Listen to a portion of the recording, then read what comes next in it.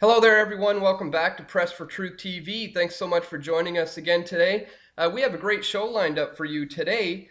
We are joined on the line by Paul Joseph Watson out of the UK. Paul is the author of the book Order Out of Chaos, and he's also the writer and editor over at prisonplanet.com, which is probably the world's second largest independent alternative news site next to infowars.com, where he also sometimes he'll host the show there and he'll sit in and host the nightly news as well. So Paul, thank you so much for joining us here today at Press for Truth TV. Well, it's a pleasure, Dan. Great to be here. Awesome, man.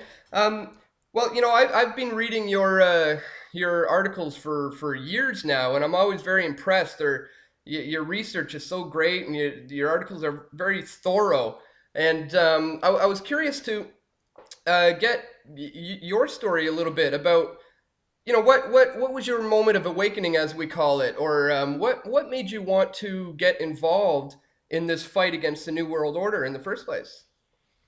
Well, I mean, there was no sudden moment. It was more of a process. But as far back as basically the mid 90s, before I was even a teenager, I was always a kind of contrarian thinker. And I was into all kinds of weird and wonderful subjects even back then.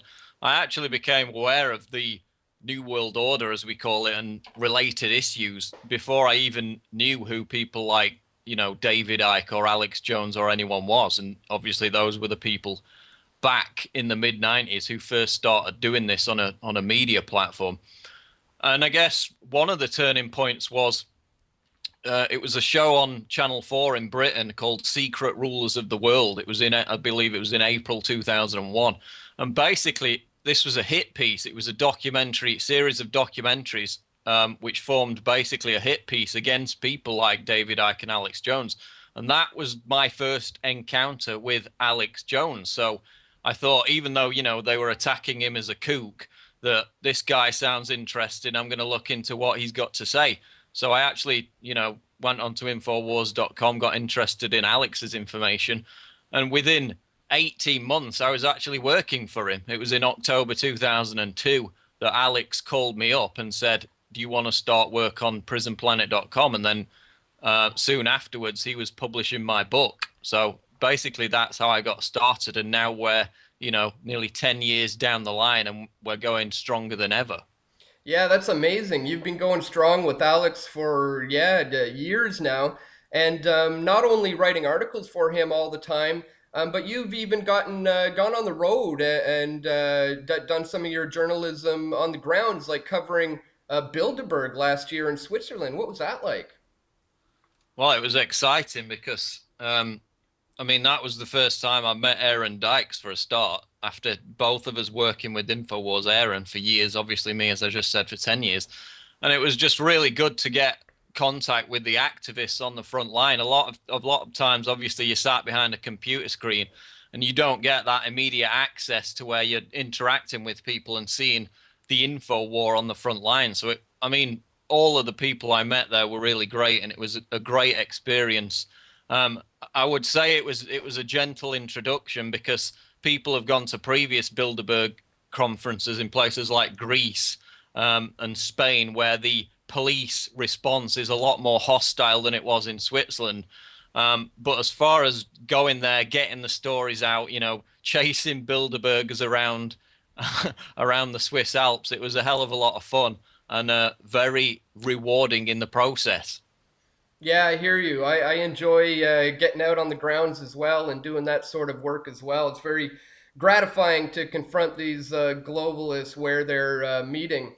And also, you're a regular sit-in for Alex Jones on his show, of course, and lately hosting the nightly news. What's it been like for you getting into that whole aspect of it, now being in front of the camera a lot? How is that going for you? Well, I was nervous as hell when I first started, not nightly news, because obviously I've been appearing on Alex's show for literally 10 years now.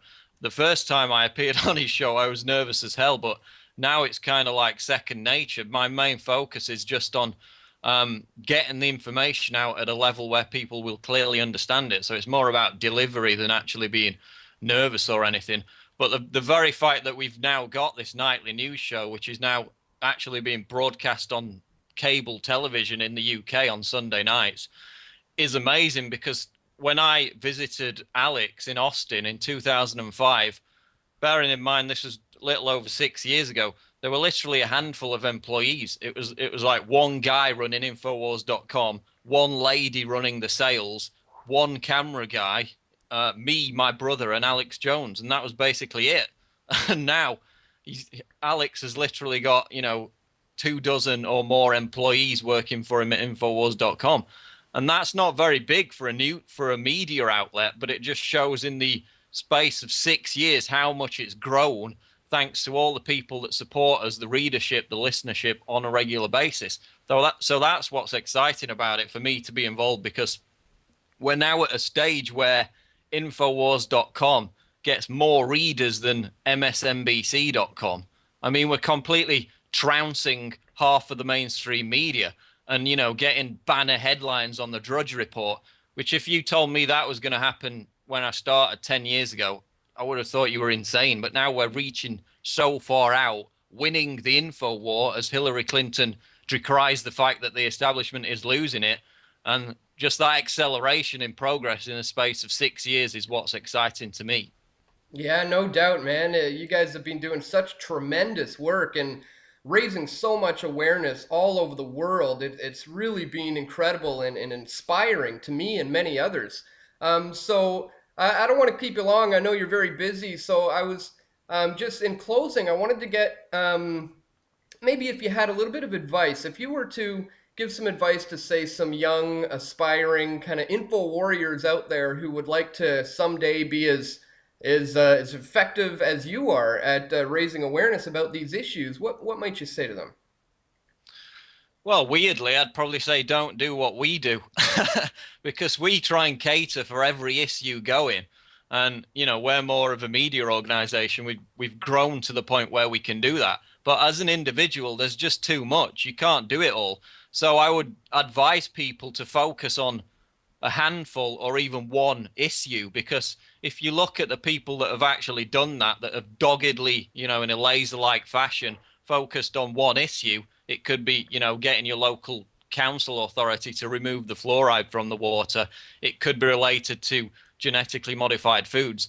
The people that have done that have been the most successful.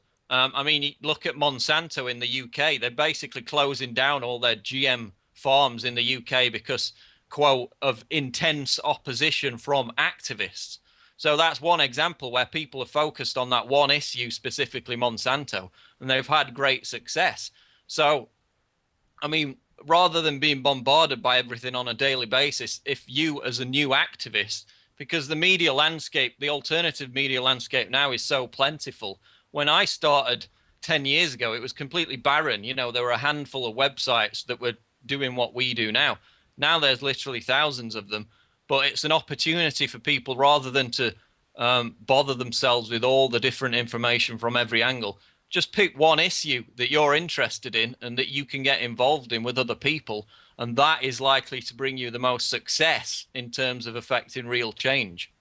Well, I'd certainly agree with that. That's an excellent piece of advice. Concentrate your efforts into one solid issue, and you can put that much more effort and research into it, and hopefully raise that much more awareness about it by focusing on a key issue. So that's a great point.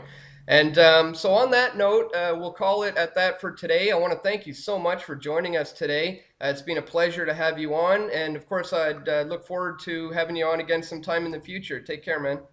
Okay, you too, Dan. Take care. Thanks.